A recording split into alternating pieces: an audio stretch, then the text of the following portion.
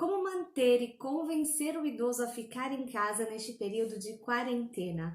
O que vocês podem fazer para passar esses dias de forma mais leve e prazerosa e distrair o seu idoso em casa?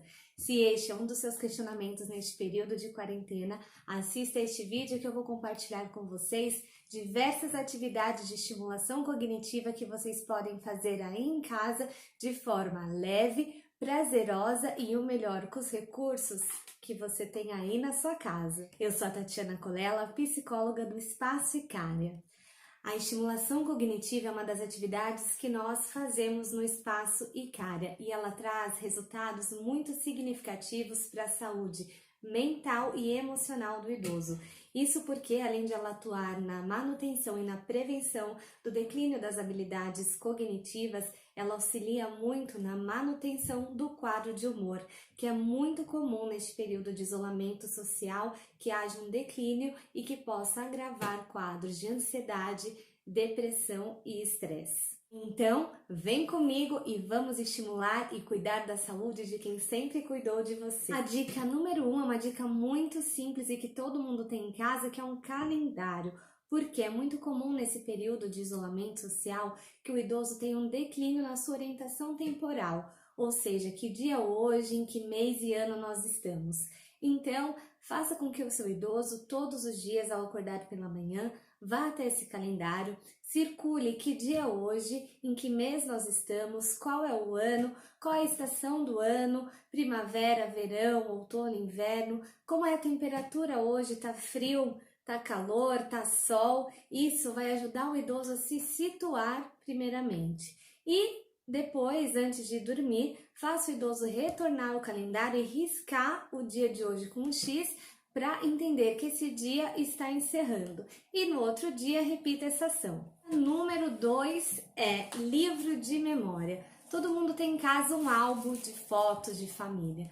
Pegue esse álbum, aproveite esse momento para recordar com seu idoso histórias de vida, reforçar os vínculos familiares, faça ele ver as fotos e recordar quem são aquelas pessoas da foto, com quem você estava esse dia, se ele recorda o que aconteceu naquele dia, quem são aquelas pessoas, qual a importância que essas pessoas têm na vida dele e aproveite esse momento para reforçar o vínculo familiar e afetivo, que na correria do dia a dia a gente nunca tem esse tempo para sentar e conversar com os nossos idosos. Dica número 3 e que eles adoram no Espaço Icária é: convide-o para um cinema, assistam esse filme juntos e depois liga, ou se estiver junto, questione o que você aprendeu com esse filme, que história esse filme deixou para você. Dica número 4, leitura. Convide o seu idoso para ler, que seja a leitura de um livro, de um texto, de um jornal, de revista,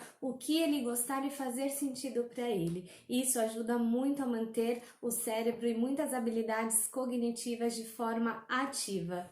E depois, claro, se tiver um tempo, converse sobre o que vocês leram. Dica número 5. Cuidar da horta ou das flores do jardim, o que for que você tiver em casa, um vaso de flor, uma horta, um espaço externo que o idoso possa ir, cuidar, ter esse contato com a terra, com a natureza, regar uma planta. Isso ajuda muito a melhorar o nível de humor do idoso, né? Reduz muito o estresse, a ansiedade, esse contato com a terra, com a natureza, além de estimular também diversos fatores físicos e de coordenação motora.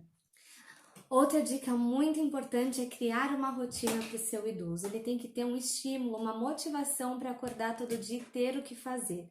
Então, crie um quadro numa folha, escreva os dias da semana, segunda, terça, quarta, assim por diante, e cada dia coloque uma ação para esse idoso fazer. Faça com que ele tenha uma rotina estruturada. Isso é muito importante. A número 8, convide o seu familiar para escrever uma carta.